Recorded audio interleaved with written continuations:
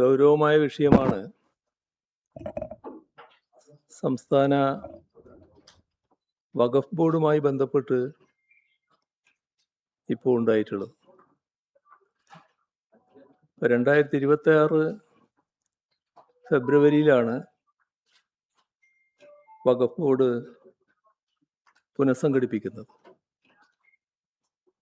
അതിൻ്റെ പ്രവർത്തനങ്ങൾ ആകെ സ്തംഭിപ്പിക്കാൻ ഉതകുന്ന തരത്തിലാണ് സംസ്ഥാന സർക്കാർ നിലപാട് സ്വീകരിച്ചിട്ടുള്ളത്. ഹൈക്കോടതിയിൽ ഇതുമായി ബന്ധപ്പെട്ട് വന്ന ഒരു കേസ്, അതിൽ ഹർജിക്കാരോടൊപ്പം ചേർന്നുകൊണ്ട്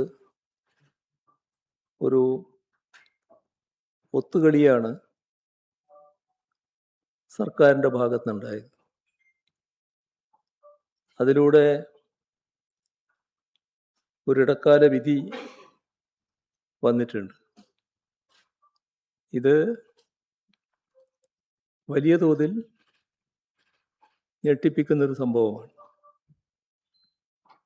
2025 കേന്ദ്ര സർക്കാർ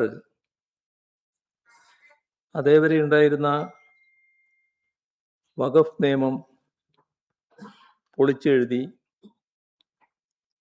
സമഗ്രമായി ഭേദഗതി ചെയ്യുന്നത്. അത് സംഘ് പരിവാർ അജണ്ട അനുസരിച്ചുള്ളതായിരുന്നു. അതിൻ്റെ ഭാഗമായി വഖഫ് ബോർഡിൽ അമുസ്ലിങ്ങളെ തിരികെ കയറ്റാനുള്ള നടപടികളുണ്ടായി. അതോടൊപ്പം തന്നെ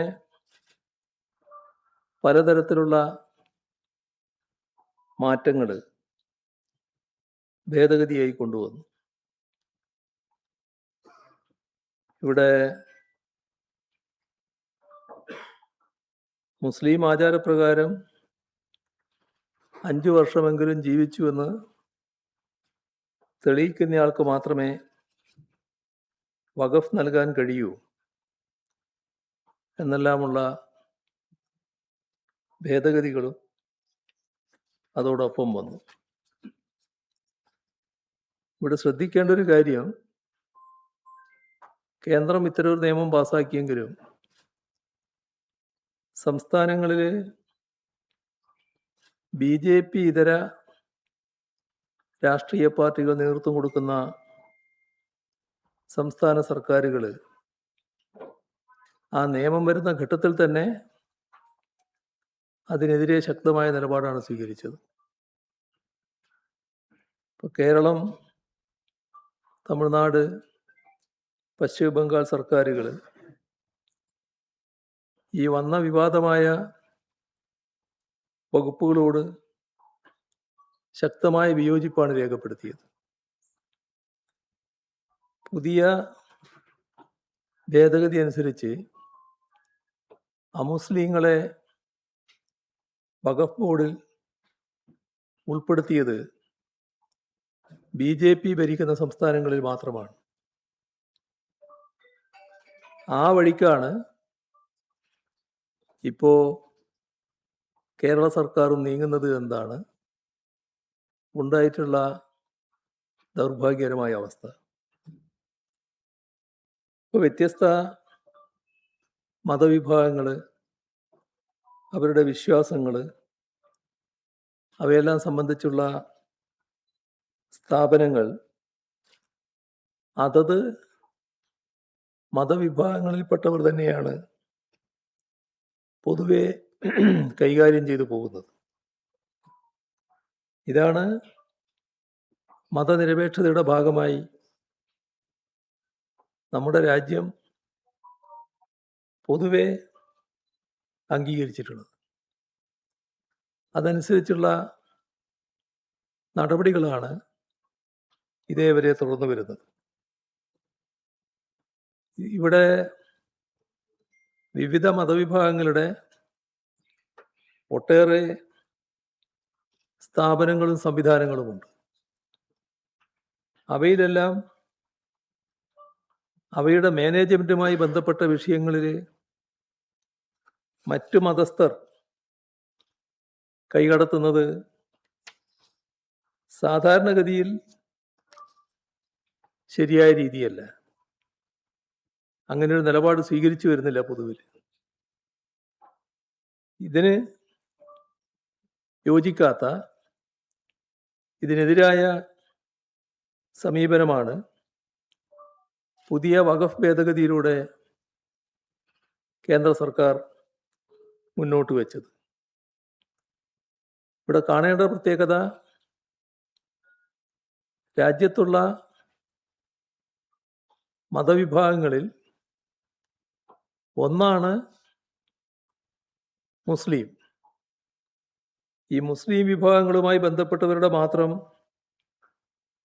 സംവിധാനമാണ് വഖഫ് ബോർഡ്. അതിൻ്റെ മാനേജ്മെൻറ്റിൽ അമുസ്ലിങ്ങളെ തിരികെ കയറ്റാനുള്ള ശ്രമമാണ് സംഘപരിവാർ നടത്തിയത്. അതാണ് നിയമഭേദഗതിയിലൂടെ BJP സർക്കാർ പ്രാവർത്തികമാക്കിയത്. ഇത് ഇന്ന് മുസ്ലിമെതിരെയാണ് വന്നതെങ്കിൽ നാളെ മറ്റ് മതവിഭാഗങ്ങളുടെ കാര്യത്തിലും സ്വീകരിക്കുമെന്ന് തന്നെയാണ് കാണേണ്ടത്. പൊതുവിൽ മതനിരപേക്ഷ സമീപനത്തിന് നിരക്കാത്തതും മതനിരപേക്ഷ വിരുദ്ധവുമായ നിലപാടാണ് ഇക്കാര്യത്തിൽ BJP സ്വീകരിച്ചിട്ടുള്ളത്. LDF സർക്കാർ സംസ്ഥാനത്ത് അധികാരത്തിലുണ്ടായിരുന്ന കാലത്ത് 2024 ഒക്ടോബർ 14 ന്യൂനപക്ഷ വിഭാഗങ്ങളുടെ ഭരണഘടനാ അവകാശങ്ങളെ ഹനിക്കുന്ന കേന്ദ്ര സർക്കാർ നയത്തിനെതിരെ നിയമസഭയിൽ ഒരു പ്രമേയം അവതരിപ്പിച്ചിരുന്നു. ആ പ്രമേയം ഐകകണ്ഠ്യേനയാണ് നിയമസഭ അംഗീകരിച്ചത്. അന്ന് കേന്ദ്ര സർക്കാരിൻ്റെ ഇത്തരമൊരു ഇടപെടലിനെതിരെ കോൺഗ്രസും മുസ്ലിം ലീഗും അടങ്ങുന്ന UDF ആശങ്ക പ്രകടിപ്പിച്ചിരുന്നു. എന്നാൽ ഏത് കാര്യത്തിലാണോ ആശങ്ക പ്രകടിപ്പിച്ചത്, ആ നിയമം അതിൻ്റെ വള്ളിപുള്ളി വ്യത്യാസമില്ലാതെ പൂർണ്ണമായി നടപ്പാക്കാനാണ് ഞങ്ങൾ തയ്യാറാകുന്നത് എന്നാണ് കേരള ഹൈക്കോടതിയിൽ സർക്കാർ വ്യക്തമാക്കിയിട്ടുള്ളത്.